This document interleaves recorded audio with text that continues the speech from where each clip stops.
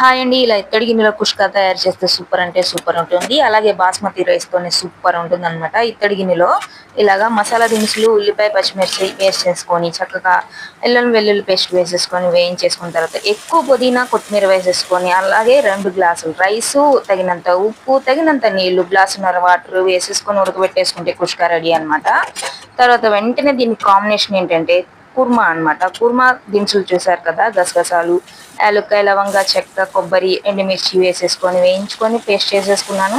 అలాగే నూనె వేసుకొని ఉల్లిపాయ, పచ్చిమిర్చి, బంగాళదుంప, వెజిటబుల్స్ అన్నీ వేసేసుకొని ఉప్పు, పసుపు వేసి వేయించుకొని తర్వాత కారం, ధనియాల పొడి, గరం మసాలా పొడి, వేయించిన ఇందాక పేస్ట్, అలాగే పెరుగు కొద్దిగా వేసి పుదీనా, కొత్తిమీర వేసేసి నీళ్ళు వేసి ఉడకబెట్టేసుకుంటే కుర్మా రెడీ అయిపోతుంది. ఇక్కడ కుష్కా కూడా రెడీ అయిపోయింది. Kurma, కుష్కా 2 combination super combination. మా ఇంట్లో కంపల్సరీ వారానికి ఒకసారైనా తయారు చేయాల్సిందే. మా ఇంట్లో అందరికి ఇష్టమేనండి. మీ ఇంట్లో కూడా ఇష్టమా లేదో చెప్పండి, కామెంట్ చేయండి.